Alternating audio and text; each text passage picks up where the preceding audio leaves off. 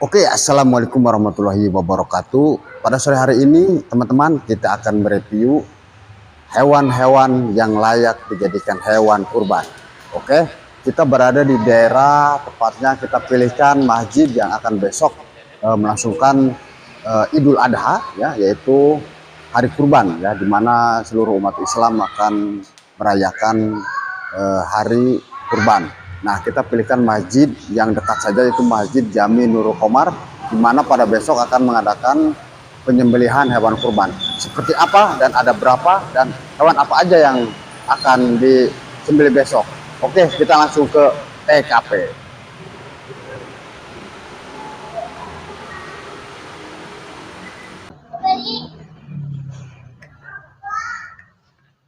Oke, teman-teman semua, kita sekarang sudah berada di lokasi tempat penyembelihan hewan kurban, ya, yang akan dilaksanakan besok. Wah, ini banyak anak-anak nih.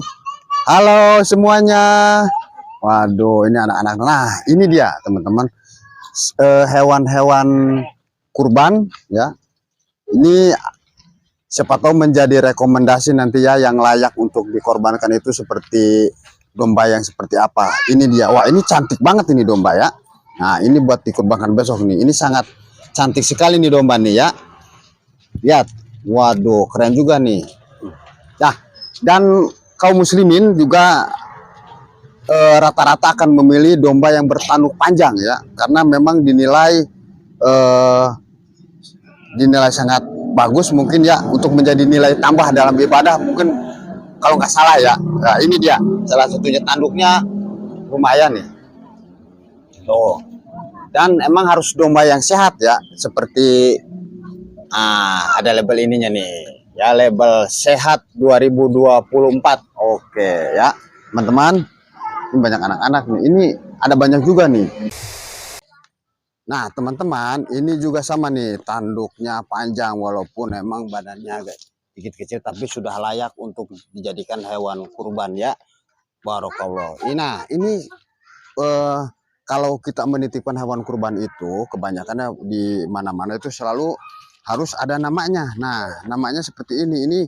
Ini adalah nama yang berkurban, ya. Ini namanya pakai bin atau binti, ya. Jadi untuk lebih afdol, ya, untuk lebih afdolnya seperti itu. Ya, ini ada berapa ekor nih? 1, 2, 3, 4, 5, 6, 7, 8, 9. Nah, kita juga nanti akan kedatangan sapi terbesar. Nih, nanti akan ada sapi terbesar, sebentar lagi akan datang. Warnanya seperti apa dan sapinya seperti apa? Mungkin akan jadi penasaran, ya. Ini nanti ada sapi terbesar, ya, yang akan datang ke sini. Oke. Ya, kenapa terbesar? Karena cuma ada satu-satunya di sini katanya sapi, ya. Oke, kita lihat nanti sapinya. Ya. Ini anak-anak juga kalau ada yang hewan kurban, kalau di kampung ini anak-anak senang tuh lihat-lihat hewan-hewan kurban seperti ini. Karena walaupun sebetulnya di sawah-sawah banyak domba, tapi mereka senang kalau ada acara Lebaran Idul Adha ini. Mereka kalau ada hewan kurban tuh seharian main di dekat-dekat domba-domba hewan kurban ini. Lihat tuh, anak-anak kan banyak sekali. Nah, itu juga salah satu narasumber. Nah, teman-teman, kita akan bertanya-tanya nih dengan salah satu pengurus Dewan Kemakmuran Masjid Jami Nurul Komar. Beliau juga salah satu ustadz, ya, di sini nanti yang akan menjelaskan. Kadang-kadang kan orang ada sebagian nih, ya, sebagian orang-orang yang ragu untuk berkurban, menitipkan hewan kurbannya. Karena apa? Karena mungkin proses penyembelihannya yang mungkin kurang dari kelayakan atau dari sisi apa lagi. Nanti kita tanya-tanya langsung sama Ustadz Abdul Wahid, ya. Tad, langsung saja tadi, ya, kita tanya. Kalau untuk golok tadinya, untuk golok yang itu emang ada golok khusus atau emang golok yang bisa dipakai nantinya buat apa aja gitu? Apa boleh dikhususkan atau seperti apa sih kategori kriteria golok yang layak untuk menyembelih hewan kurban? Kita langsung, ya. Oke. Baik, untuk golok khusus itu sebenarnya tidak ada, cuman syaratnya ketika akan menyembelih hewan kurban itu adabnya kita tidak boleh menyakiti hewan kurban. Dari mulai ketika hewan itu datang, misalkan sapi dan domba tidak boleh disatukan. Dia harus pisah karena dua jenis yang berbeda. Oh iya iya iya. Kemudian ketika proses penyembelihan, proses perobohan sapi juga tidak boleh sembarangan. Ada triknya. Dan ketika masuk penyembelihan, itu juga menggunakan golok yang ekstra tajam. Oh, super tajam. Super tajam. Tidak boleh golok dapur yang dipakai. Oh gitu ya ya ya ya. Nanti 1, 3, 4 urat itu tidak putus. Kalau urat itu tidak putus, maka penyembelihan jadi tidak halal. Oh begitu ya tadi ya. Yang kedua, kalau goloknya kodol, mintul, itu jadi lama, butuh tenaga, dan juga di apa? Pasti akan dikotot-kotot, jadi kotot. Oh, digesek-gesek kan lama. Gitu. Nah, terus maaf, saya potong. Apakah boleh golok untuk kambing dan sapi? Boleh. Boleh satu golok gitu. Boleh satu golok, asal dicuci dulu darahnya. Nah, untuk proses selanjutnya cuman itu aja Tan. Untuk golok gitu. Untuk ketajaman itu aja. Dipastikan ketika akan memotong hewan kurban, dipastikan goloknya tajam banget, dan juga ada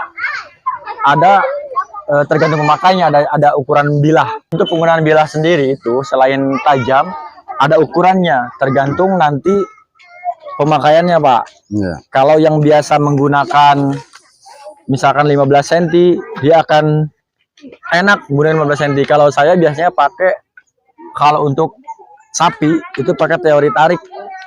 Tarik itu dari bawah, tarik itu sekitar pakai golok yang 27 cm sampai 30 cm. Itu emang udah direkomendasikan seperti itu ya?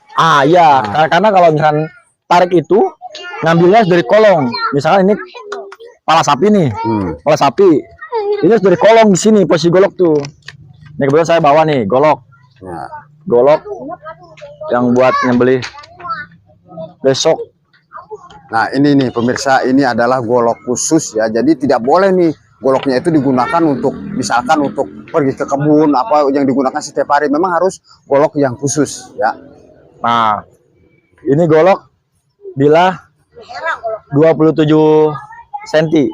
Ini saya pakai buat domba bisa, sapi juga bisa. Nah, kalau untuk teori teknik itu ada dorong, ada tarik. Nah, kalau untuk tarik itu harus dari bawah, maka goloknya harus panjang. Kalau untuk pemula dari sini, karena harus masuk ke sini, tarik, krek, baru diputar gini. Ya. Kalau untuk dorong seperti biasa, tinggal dorong aja, krek. Nah, untuk memastikan si hewan kurban tersebut sudah layak pemotongannya, boleh dicabut. Nah, apakah ada maksudnya ada waktu-waktu khusus untuk mencabut? Boleh, oke. Jadi pas ketika proses penyembelihan, ketika golok sudah nempel dan mengena urat yang diwajibkan putus, itu jangan dilepas dulu. Dilihat dulu dia putus atau enggak. Kalau belum putus boleh tarik sekali lagi, thread. Setelah putus baru diangkat. Oh, jadi posisinya bisa dilihat juga. Dilihat dulu, jangan sampai, yang penting jangan sampai dilepas. Oh. Apakah kerasa juga, Tad? Kerasa. Karena kalau udah putus urat itu kan kerasa. Sebenarnya yang keras itu kulit. Kalau kulitnya udah jebol, enak. Trek, ngek, enak. Oh, gitu ya. Kalau urat itu kan ringan. Seperti itu pemirsa. Jadi kalau sudah tahu, paling tidak kita kan harus syar'i ya untuk penyembelihan tersebut. Ya paling tidak kita, walaupun kita tidak bisa menyembelih, tapi kita kalau tahu seperti ini caranya, kan kita bisa melihat orang yang cara menyembelih, oh ini bener apa enggak nih, kan seperti itu. Jadi untuk rekomendasi ya, sebisa mungkin kita upayakan untuk memang yang pemotongannya bagus dan orangnya memang sudah ahlinya, seperti itu ya Tad. Nah terus ini ada satu lagi pertanyaan Tad. Untuk sapi ini ya, untuk sapi kan gede nih, sapi gede. Mungkin agak sedikit berbeda antara kambing sama sapi. Nah untuk mengetahui, mungkin kan lebih gede ya. Nah untuk mengetahui pemotongannya sudah selesai secara syariat, itu seperti apa Tad? Sebenarnya teorinya sama aja. Urat-urat yang di sini ini harus putus, 1, 2, 3. Dan juga sebenarnya ngaruh ke dari proses penarikan sih. Proses penyembelihan itu ngaruh banget.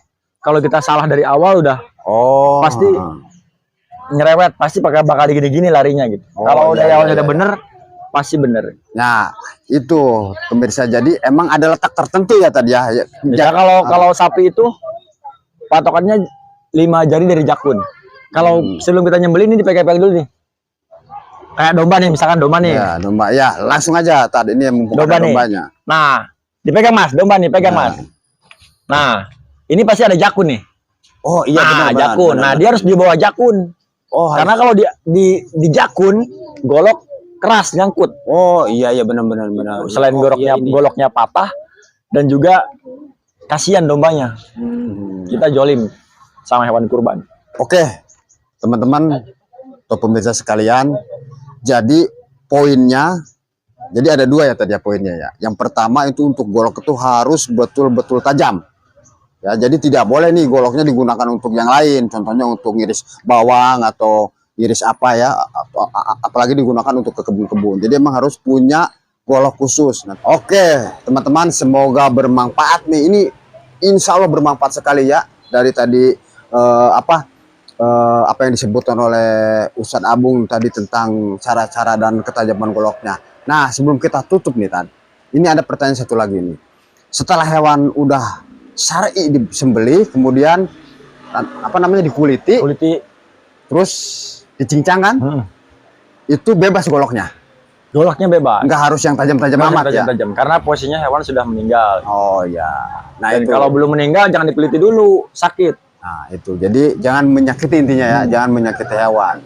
Terus ada nggak ritual khusus ini ya? Ritual khusus. Domba yang akan disembelih tersebut, apakah ada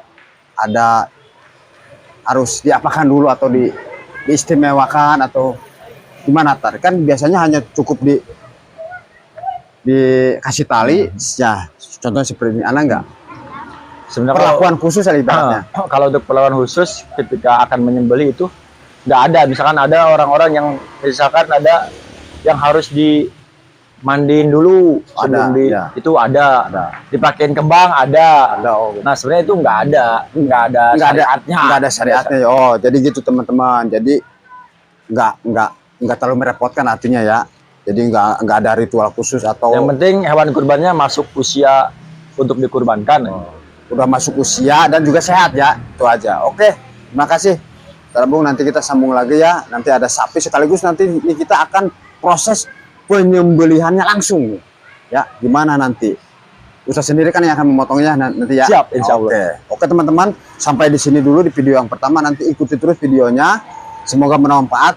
Ikuti terus video selanjutnya, nanti ada langsung penyembelihannya, prakteknya langsung nih ya. Tadi udah uraian alat goloknya. Berhubung mau maghrib, kita tutup dulu. Wassalamualaikum warahmatullahi wabarakatuh.